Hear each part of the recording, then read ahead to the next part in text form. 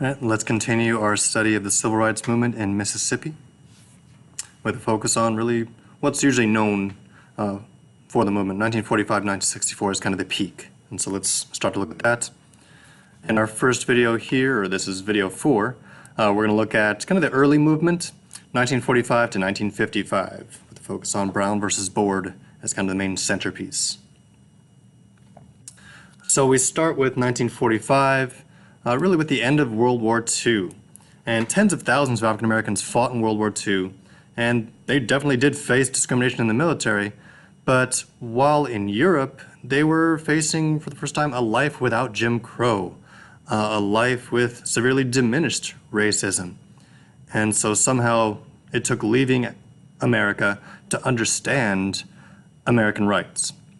And so these black veterans return from Europe, and they find a country that hasn't changed with them. That a country that is still deeply divided by race, but they had gained new skills, they had gained status as veterans, and confidence as veterans that's going to really help them fight for racial justice. And so they get back home and they want change, and now they're going to start to fight for that change. And so they are now speaking out against racism, challenging the racial hierarchy. And they start to join organizations, clubs that are going to fight against Jim Crow. The NAACP is the most clear example, and their membership rises significantly in this era, from 18,000 in the 1930s, before the war, to 156,000 by the end of the war. So we see a clear jump in the numbers between the beginning and end of this war. And although membership was more concentrated in the less violent and oppressive states, branches started to go out into the South, especially the most violent state, Mississippi, and they started to set clear goals for change. So what's their main strategy? It's the law. It's the court system. That they're not going to go for violent change. They're going to change the legal status and step-by-step work. And so the courts are going to be the main battleground where they're going to fight. And so states, courts, federal government, and citizens all disputed how the 14th and 15th Amendments are going to be interpreted. 14th as in who is a citizen, 15th as in who gets to vote. Example is the Supreme Court's decision of the 14th Amendment in Plessy versus Ferguson that made racial segregation legal. And that's all challenging the 14th and 15th Amendments. What do we do with them? So in 1944, a Supreme Court case, Smith versus Allwright, the court ruled that preventing blacks from voting in state Democratic primary elections was illegal. It's going to take another 20 years to actually enforce this decision, though, and so that's kind of our focus throughout these lectures, is not just changing the law, but enforcing the law. De jure segregation as far as what is legal versus de facto what is. And so this decision inspires black veterans to attempt to vote and help organize voter registration campaigns to actually use their rights now. As a result, more black Southerners are starting to go out to the polls in 1946 than at any point since Reconstruction. So we're getting a shift in the exercise of voting rights. Another major case is Brown versus Board. So in the early 50s, the NAACP wins a series of Supreme Court cases demanding that state governments provide equal educational opportunities regardless of race, because they hadn't been. Following these victories, the NAACP decided, all right, let's just get rid of segregation itself. If we're going to start to go for equality, let's just get rid of this whole Plessy versus Ferguson thing.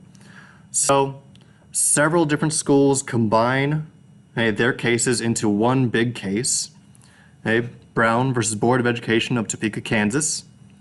And so again, it's all these schools combined into kind of one thing because many schools had the same issue of unequal educational priorities here. And so they win. This eliminates Plessy versus Ferguson, and it makes state-sponsored segregation illegal. It's now illegal. Whether or not that's going to be the fact, that's going to be the fight from here on out. And the case focused on public schools, and the court ruled that separate educational facilities are inherently unequal.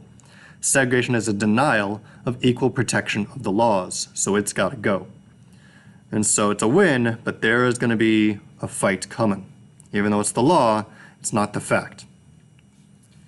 And so this is a major win. So we see reactions to Brown. So the year later, 1955, black activists, including Rosa Parks, MLK, and members of a women's political council launched a citywide bus boycott in Montgomery, Alabama to protest racial segregation in public transportation.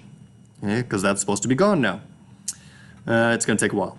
And so blacks refused to ride the buses for months, really putting economic pressure on the city. They're losing money. That's how you're going to create change, those boycotts, the wallet. In 1956, in one of the first great victories of the movement, the Supreme Court rules, Browder versus Gale, that segregation on buses is also unconstitutional. So they're getting the courts on their side. Now they need to create change amongst white Southerners. And so the black reaction to Brown is great. Hey, let's try it out.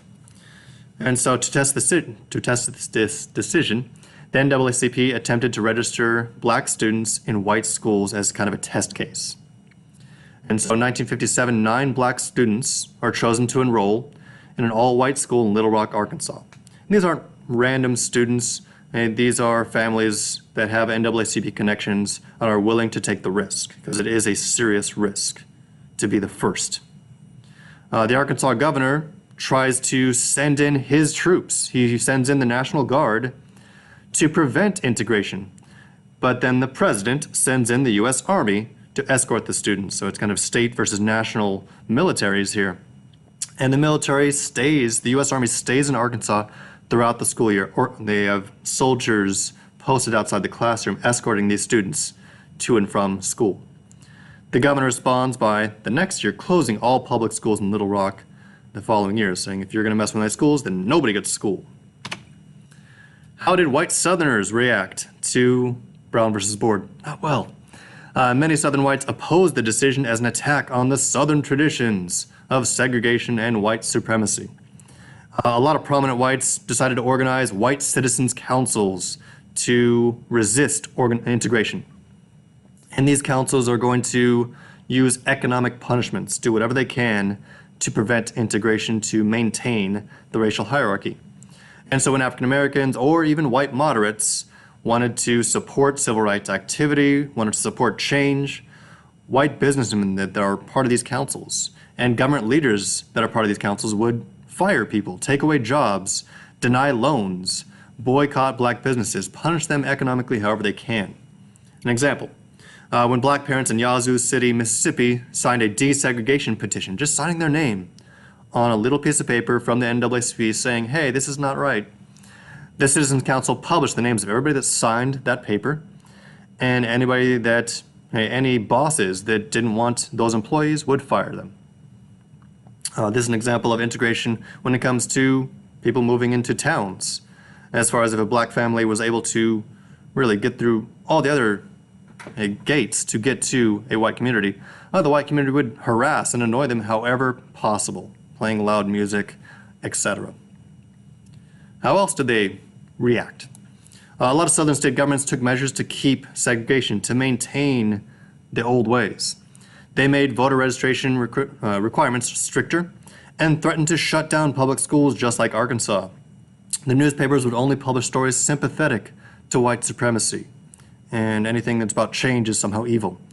Local TV stations pulled the plug on national coverage of any civil rights activity and any other black activism, only showing local white citizens councils in a positive light. 1956, the Mississippi created the Mississippi State Sovereignty Commission, kind of a statewide branch of the White Council, a secretive government branch devoted to preventing the enforcement of federal civil rights laws. So it's state versus federal here. They're trying to maintain their old ways.